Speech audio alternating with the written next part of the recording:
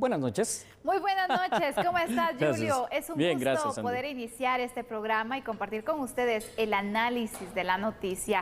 Por supuesto, estábamos esperando iniciar con nuestro primer tema. Julio, ¿cómo estás? Definitivamente bien, Sandy, aquí listos ya para el análisis en este su programa A la Medida. Y por supuesto, no podemos dejar de hablar en este primer tema de qué es lo que va a pasar, qué es lo que está pasando o cuál es la expectativa para reanudar y reactivar el transporte público extraurbano, Sandy. Vamos a iniciar con ese tema porque precisamente hay ciertas inconformidades, Julio, en cuanto a las sanciones que se establecen en ese protocolo de bioseguridad en el transporte extraurbano. Absolutamente cierto, así que iniciemos con el tema y déjeme presentarle estos datos para que iniciemos a contextualizar el mismo. Gracias, el Ministerio de Comunicaciones publicó, Sandy, el Acuerdo Ministerial 645-2020, el cual detalla el protocolo de circulación para el servicio público del transporte urbano. Hoy cuando lo investigamos es un documento enorme, ¿no? Que en intenciones está muy lindo y ojalá se llegue a cumplir, pero que ya solo con lo enorme que es, yo dudo que esto vaya a ser una realidad.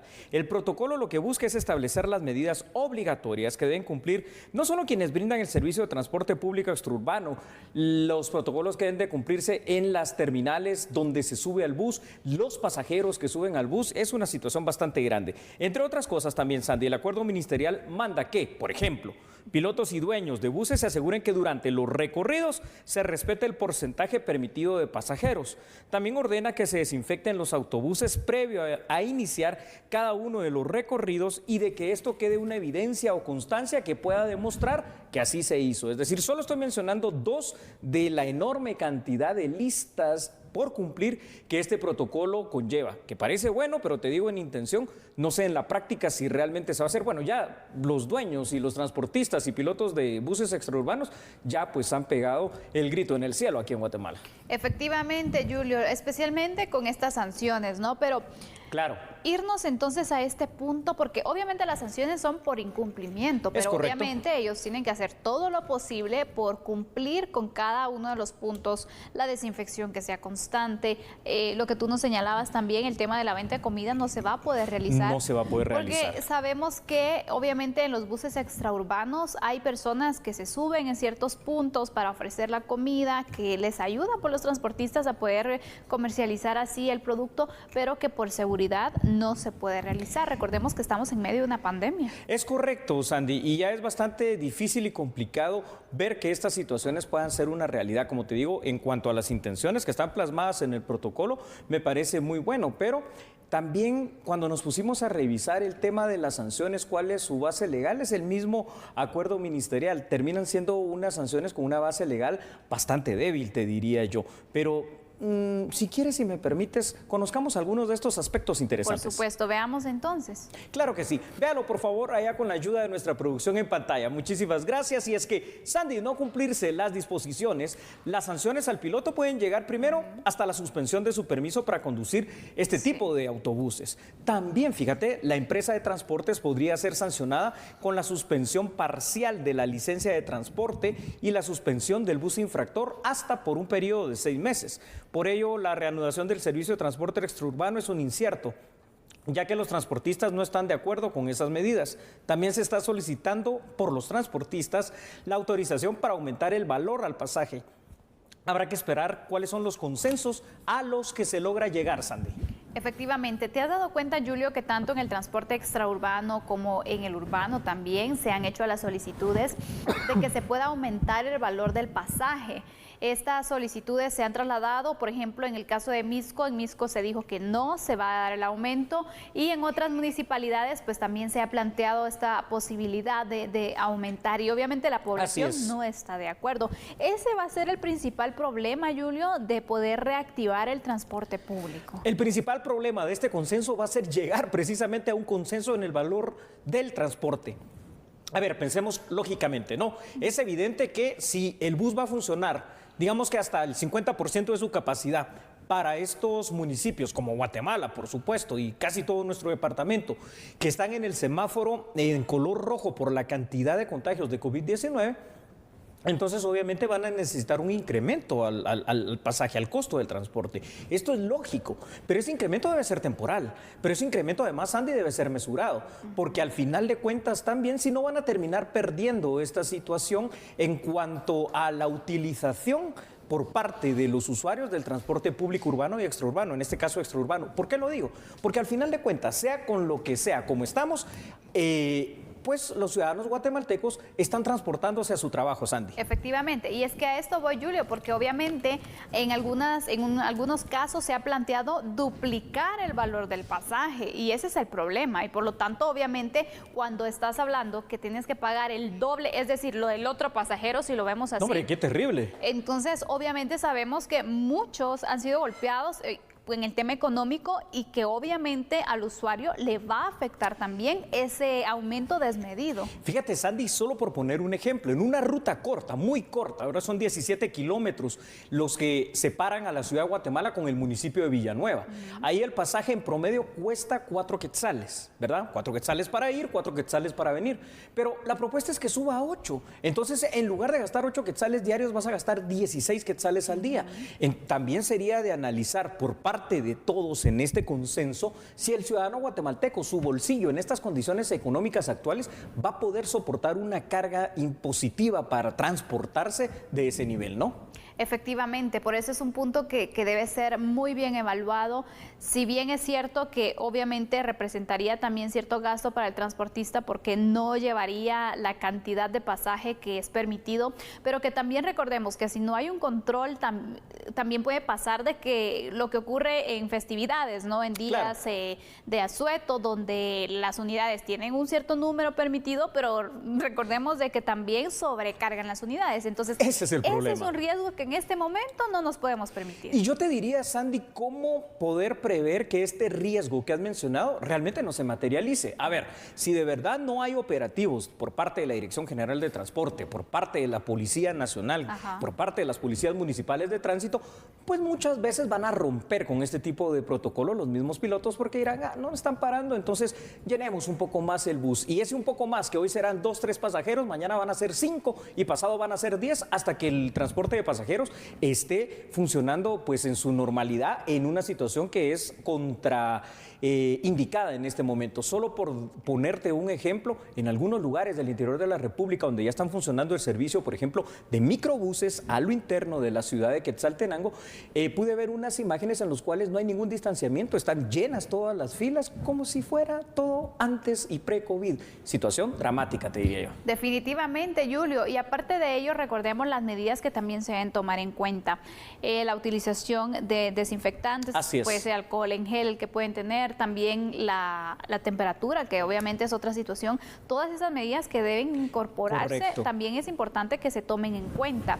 Entonces, al final, ¿qué hacer, Julio? Porque en este momento te diría, no hay claridad de que finalmente el transporte pueda reactivarse, porque obviamente si no hay conformidad de parte de todos los sectores, en este caso de transportistas, del usuario, entonces, ¿cómo? Pues porque se tiene que dejar claro esto. Yo creo que hay que racionalizar ciertas cuestiones. Por ejemplo, solo una medida que si no me parece, pues es decir, la responsabilidad, Sandy, de cargar puesta la mascarilla, ¿de quién es? ¿Del piloto, del ayudante o tuya, por ejemplo, o mía? Es de cada persona. De cada persona. Entonces, imagínate que aquí está contemplado inclusive sanción para el piloto, sanción para la empresa si alguien no carga la mascarilla. Pero yo digo, esas cosas sí hay que cambiarlas, porque si bien yo puedo tener algún tipo de control, si mire, póngase la mascarilla, tampoco le puedo obligar al otro si no quiere hacerlo. Lo puedo bajar del autobús probablemente. Entonces, si se logran sentar nuevamente, consensuar esos puntos, determinarlos y facilitar al final de cuentas este protocolo, yo creo que lo que va a terminar es facilitándose el servicio,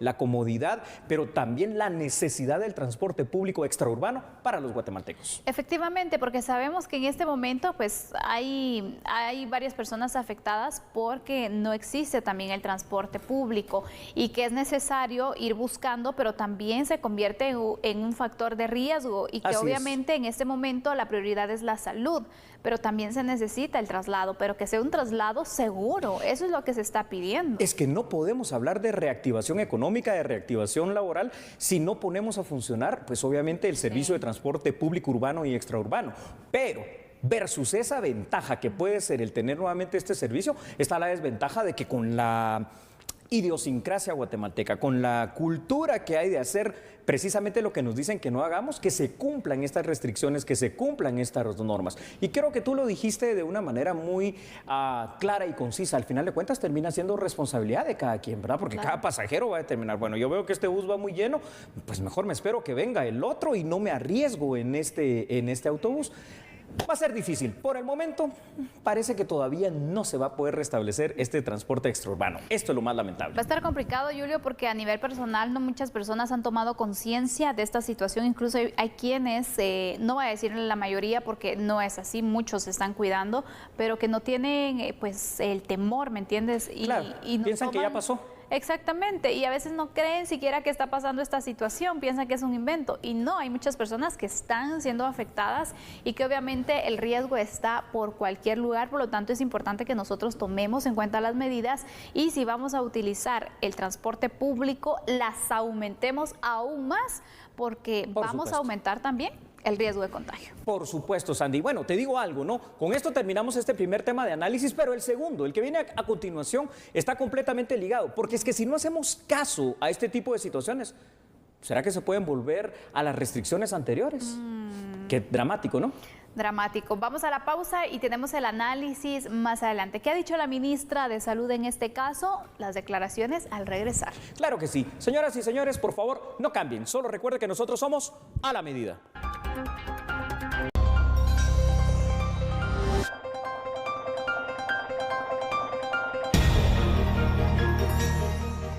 Muchas gracias por seguir en sintonía. Continuemos hablando acerca de la situación que se vive por el COVID-19. ¿Cómo se está manejando esta emergencia sanitaria? Bueno, la ministra de Salud dio a conocer qué están haciendo desde que se ha activado el protocolo y por supuesto también las alertas que se han ampliado a nivel nacional. La funcionaria de Salud Pública confirmó que esperan más casos en los próximos días debido a que muchos guatemaltecos han relajado las medidas de seguridad sanitaria. Cuando se cumplan los 15 días, o sea, nosotros hasta ahorita estamos viendo una curva con una tendencia normal a como se venía dando. A los 15 días o a las 3 semanas se podría dar un efecto significativo de como consecuencia de las personas que no han querido cumplir con las medidas, ¿verdad? Todo esto que ustedes han visto el fin de semana de las personas que salieron a las playas o a las aglomeraciones puede dar problemas, pero en general hasta que se cumplan 15 días o 3 semanas podemos ver algún efecto. Y como se había pronosticado, en la ciudad capital se está viendo desde hace más de una semana un aplanamiento de la curva epidemiológica, es lo que se sigue viendo hasta la fecha y la semana próxima ustedes van a poder tener una mejor visión de cómo se está dando el tema en este momento.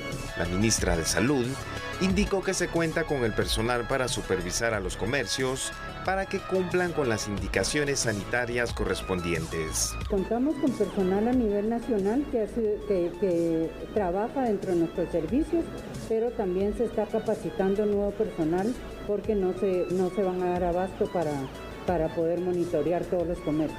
A casi 5 meses de detectarse el primer caso de COVID-19 en el país, la cartera de Salud Pública ha confirmado más de 53,000 guatemaltecos han dado positivo a la enfermedad y lamentablemente más de 2,000 han fallecido.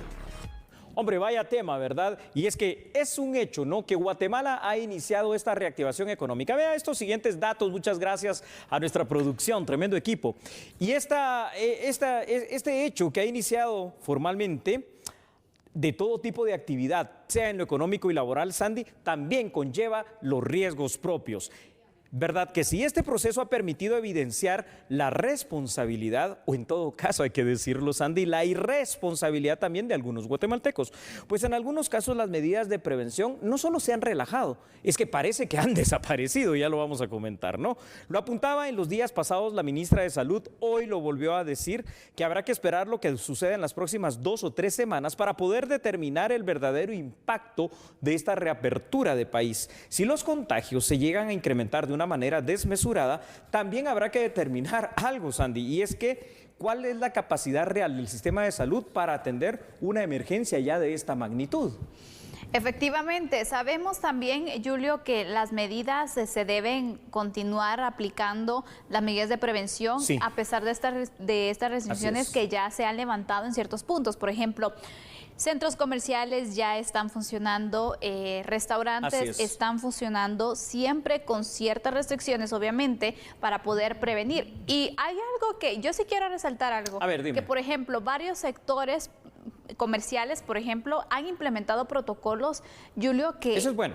Que de verdad, o sea, sí dan un buen ejemplo, pero ojo, puede que ellos puedan tener buenos protocolos y todo, pero también va a depender de cada uno seguirlos, porque también no podemos estar en este punto cuidando a cada uno, sino nosotros tenemos que ser responsables. Cual si fuéramos muchachitos, no, ya tenemos que ser responsables, obviamente. Acatarlos, precisamente. Pero en contraposición a esto está lo que hablábamos el otro día, en la noche del lunes, ¿no? Así es. Que lo hacemos acá precisamente en A la Medida, cuando veíamos a aquellas personas que estaban en la playa, cuando veíamos algunas otras situaciones de poco distanciamiento social, por no decir nulo, en ciertas aglomeraciones dadas en lugares como la Sexta Avenida, en lugares como el Cerro del Baúl, allá en Quetzaltenango, en lugares como en algunos mercados también. Entonces, esta es una situación tremenda. En contraposición está lo que tú dices, muchas personas en los mismos mercados se han puesto de acuerdo para dar jabón en gel, para poner 2 o 3 entradas únicamente, pero si las personas se avalanchan y no hacen caso, de poco sirven estas medidas. Y por ejemplo, siguiendo con este, valga la redundancia, ejemplo que tú has dado a conocer en los mercados,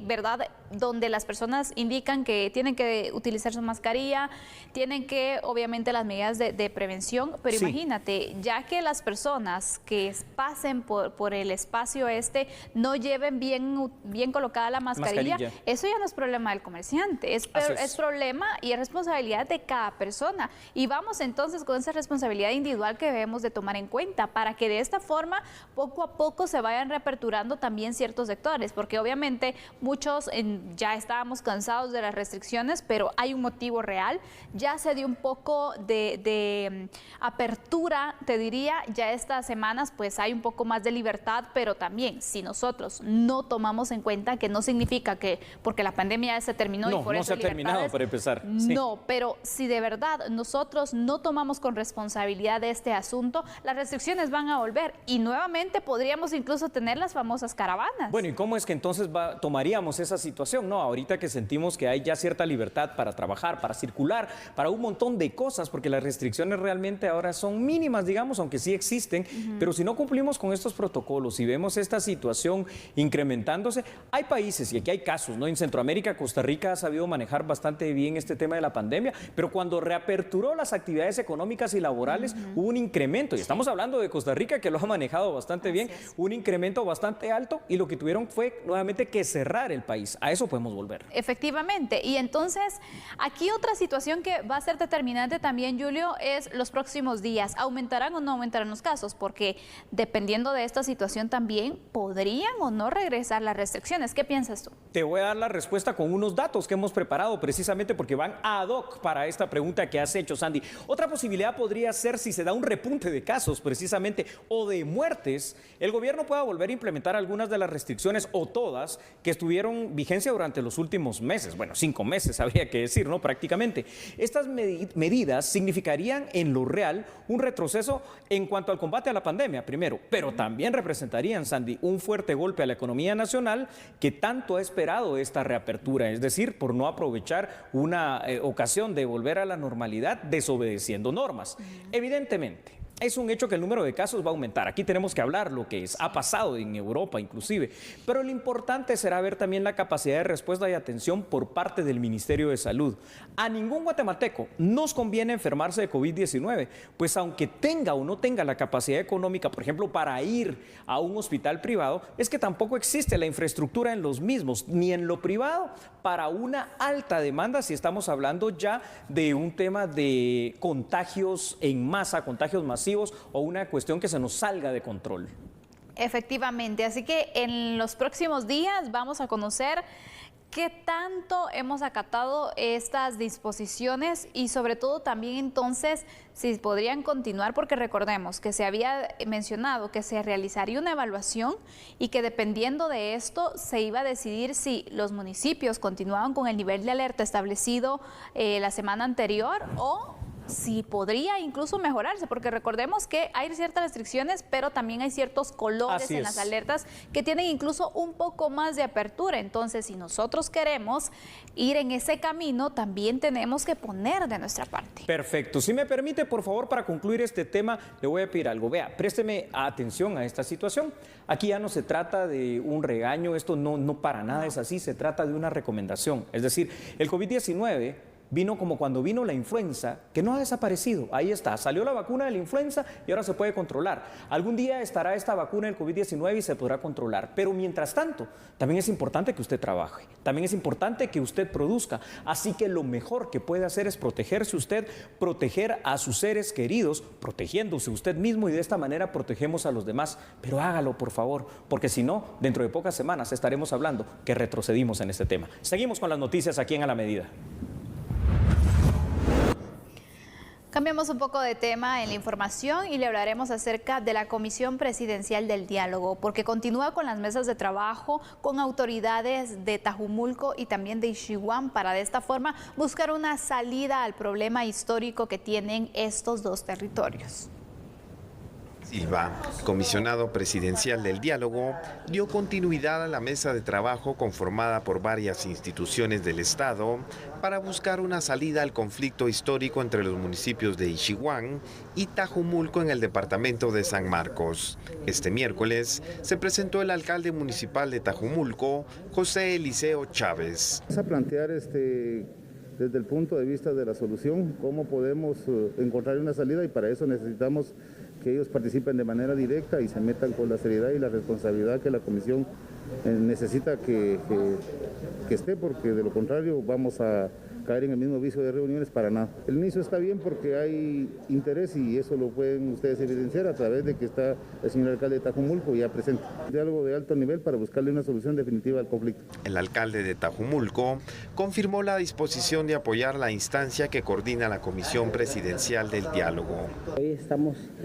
citados acá por la Comisión Presidencial de Diálogo, estamos acudiendo al llamado que se nos hace el día de hoy, precisamente para de alguna manera retomar el diálogo que se ha venido dando en este conflicto que se ha dado entre Tajumulco y Ixiguán, que tiene más de 80 años de existir, pero que ya existe una comisión que se entabló debido al estado de sitio que se dio en el año 2017, ¿verdad? Entonces se dieron avances, y luego pues en la transición de presidente pues se quedó ahí, que es el día de hoy pues se retoma nuevamente ese diálogo y venimos a escuchar, ¿verdad?, qué es lo que se ha trabajado y qué seguirá posteriormente. Ambos municipios permanecen en conflicto desde hace 83 años, producto de la falta de límites territoriales.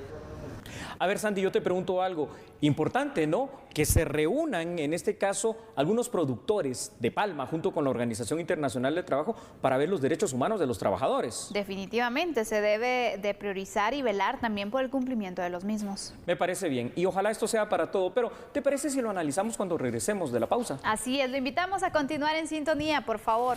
Ya volvemos. Señoras y señores, usted ya lo sabe, no cambie, porque en TN23 a esta hora usted está viendo A la Medida.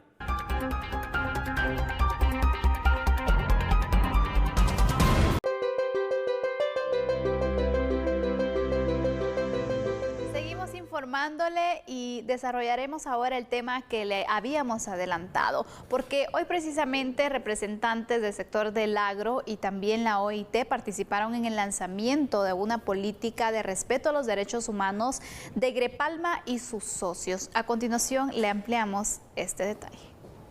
Con el acompañamiento de la Organización Internacional del Trabajo, OIT, se presentó una herramienta que permitirá la actuación, planeación, verificación e integración con los principales grupos de interés del sector, promoviendo el respeto de los derechos humanos. Y el respeto de los derechos humanos son pilares fundamentales para el desarrollo sostenible de las actividades productivas de la industria de aceite de palma en Guatemala. En la actualidad, nuestro sector genera 28.575 empleos directos y 143.000 empleos indirectos, aportando con la creación y permanencia de fuentes de empleo, fomentando la economía formal y la prosperidad de áreas rurales del país. Este esfuerzo parte de la línea de trabajo para fortalecer el aporte del sector privado al desarrollo sostenible, a los objetivos del desarrollo sostenible y al cumplimiento de los principios de empresas y derechos humanos. En el marco de este esfuerzo, un resultado, ¿no? o el marco general de este esfuerzo, poder ver que el sector palmicultor de Guatemala es el primer sector agrícola en también adoptar, implementar y lanzar una política de respeto a los derechos humanos, siguiendo no solamente la metodología estricta de la construcción de un proceso de política con todo el proceso de consulta, transparencia, validación con los socios.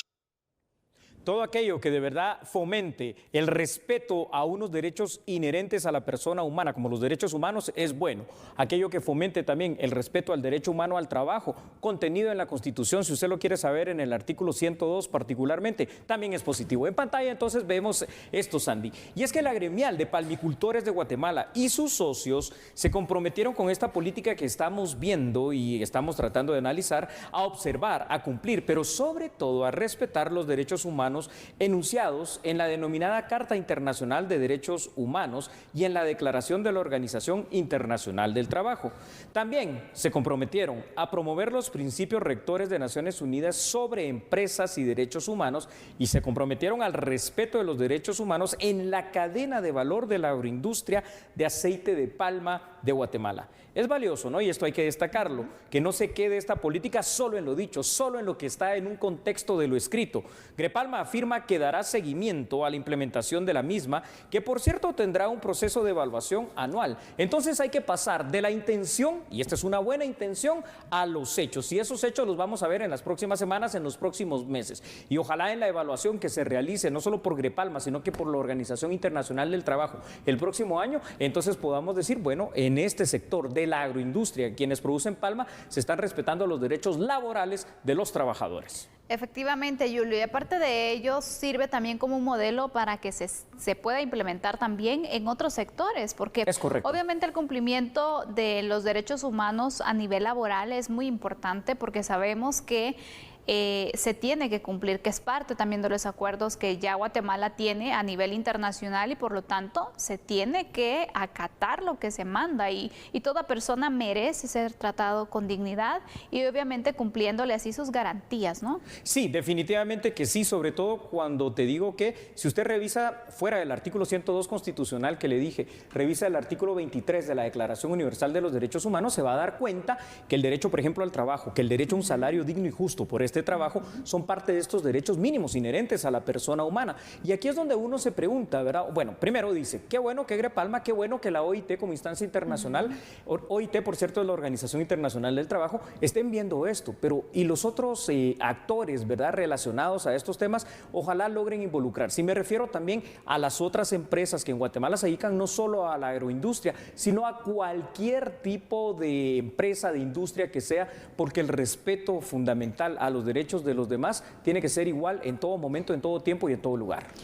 Aquí es importante resaltar algo, no se trata de sobrelegislar, porque sabemos que obviamente si ya a nivel internacional se tiene el planteamiento o se tiene ya estipulado cuáles son los derechos humanos de cada persona, de cada trabajador, que una empresa, un sector lo establezca como una política, es un compromiso. Sí, que sea algo prioritario es un compromiso y es un buen paso hacia adelante. Y por ello mismo te quiero pedir a ti y a los televidentes que veamos estos datos preparados para ustedes precisamente en su pantalla, a efecto de que sigamos con este análisis. La política de respeto a los derechos humanos de Grepalma y sus socios establece, Sandy, 3 áreas que consideran ellos prioritarias. Primero, el área de sensibilización y creación de capacidades, la cual busca fortalecer al personal de Grepalma y sus asociados. También está el área de la debida diligencia, que esta se va referida a contar con un proceso que determine las fortalezas y que permite identificar los riesgos de los trabajadores y las consecuencias negativas sobre el respeto a los derechos humanos. Y la tercera área es el área de diálogo. ¿Para qué? Para la acción en materia de derechos humanos de los trabajadores, que como su nombre lo dice, ¿no?, pone al diálogo como el centro de las acciones para el respeto a esos derechos y para poder identificar y poner en marcha acciones concretas cuando de alguna manera sean vulnerados, cuando de alguna manera sean violentados, que obviamente eso puede pasar en el día a día, en cualquier industria, en cualquier país, en cualquier parte, ¿no? Efectivamente, por eso es también dándole seguimiento a estas prioridades. ¿Cómo ves tú? ¿Cómo puede cambiar también la situación de los trabajadores sabiendo que se tiene un respaldo como este? Yo creo que esto es positivo y te voy a explicar por qué. Más que positivo porque sea en este caso la gremial de productores de palma, aunque ellos están dando el espaldarazo, lo positivo es que todos los empresarios entiendan que el material y el recurso más valioso que tienen no es el recurso monetario, no es el económico. Ese es importante, es muy importante. Pero el material más valioso es el personal, el material humano, los colaboradores. Porque es que sin ellos, sin ese trabajo especializado, en este caso para producir palma, pues no se va a tener la producción, no se va a tener el movimiento de la industria. Y por eso es que hay que privilegiar y respetar estos derechos. Y recordemos que en la evaluación anual que se va a realizar también, ojalá que se puedan de esta forma, si existe alguna mejora que hacer, también hacer las recomendaciones para que continúe el compromiso y se esté fortaleciendo este punto que es muy importante, Julio. Como trabajador, yo creo que todos esperamos precisamente eso, el cumplimiento de nuestros derechos humanos, porque son garantías que nosotros tenemos y es algo que al final nos motiva incluso a seguir dando lo mejor. Tienes toda la razón, Sandy, y esperemos que este sea solo el primer paso para que, por ejemplo, vengan los productores de café, de cardamomo, de cualquier otra situación que se produzca acá o en las industrias que producen cualquier otra cosa en Guatemala y se sumen a esfuerzos como este. Así que, trabajadores, bueno, aquí hay una situación que es bastante positiva para ustedes. ¿Te parece si vamos a la pausa comercial otra vez? Por supuesto, pero regresamos en breve. No cambie, por favor, porque ya sabe que somos a la medida.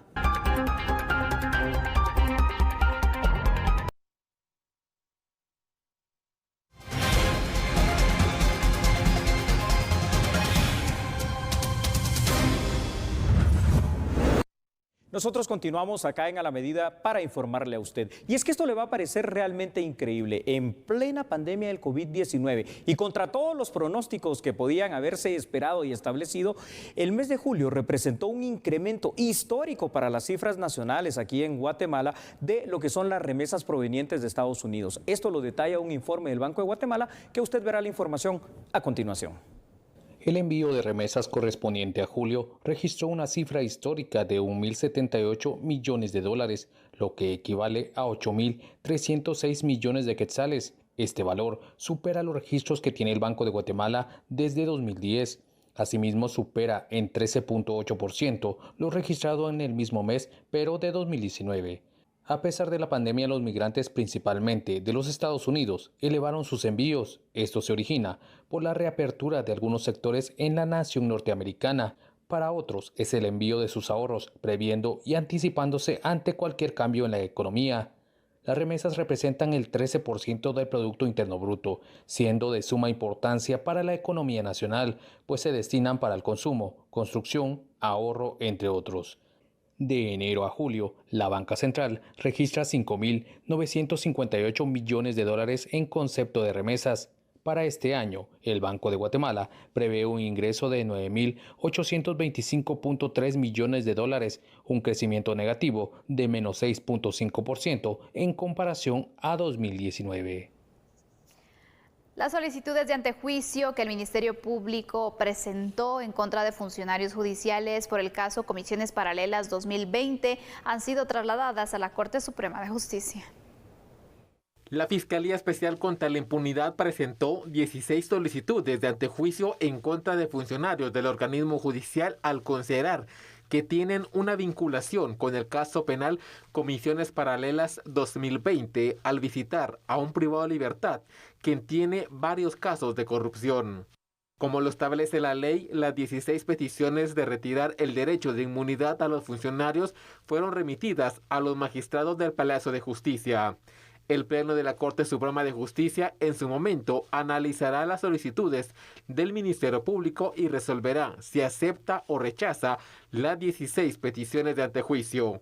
Si la Corte Suprema acepta los requerimientos de la Fiscalía Especial, nombrará a jueces pesquisidores, quienes citarán a los funcionarios judiciales y a los representantes de la Fiscalía para presentar las pruebas de descargo.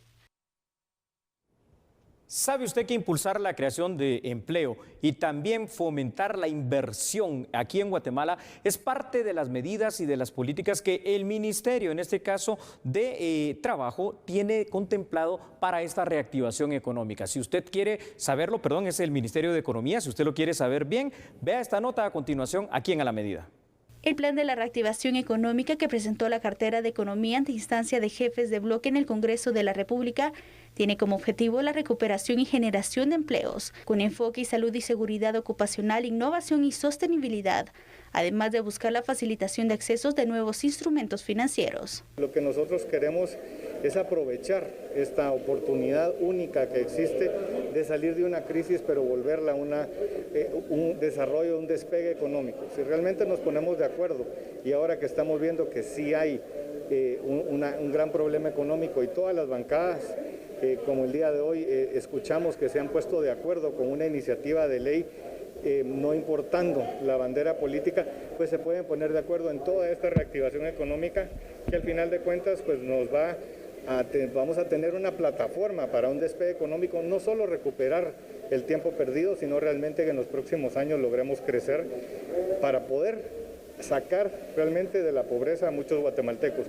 Si realmente crecemos en un porcentaje arriba del 5 o 6%, logramos que ese desarrollo económico llegue a toda Guatemala y eso es lo que queremos nosotros, que el desarrollo económico llegue a todos lados y que tengamos más y mejores ingresos todos los guatemaltecos. La atracción de más inversiones al país es parte de las estrategias, además de fortalecer la atención a inversionistas existentes, también promover la inversión extranjera y doméstica con la construcción y desarrollo de parques industriales. Para ello, la cartera señaló que es de gran importancia que el Congreso pueda aprobar leyes que facilitarán la reactivación económica, como la iniciativa de ley de leasing, ley de zonas francas, ley antitrámites, reformas a la ley de bancos, ley a nadie y reglamento de trabajo a tiempo parcial. La confianza empresarial ha empezado a recuperarse luego del descenso que se tuvo por la pandemia del COVID-19. Así lo da a conocer una encuesta acerca de las expectativas económicas. El índice de confianza de la actividad económica correspondiente a julio mostró una recuperación de 6.2%, situándose en 38.68 puntos, una cifra mayor en comparación a junio y que muestra una mejora luego de la baja que se ha registrado por la pandemia de COVID-19.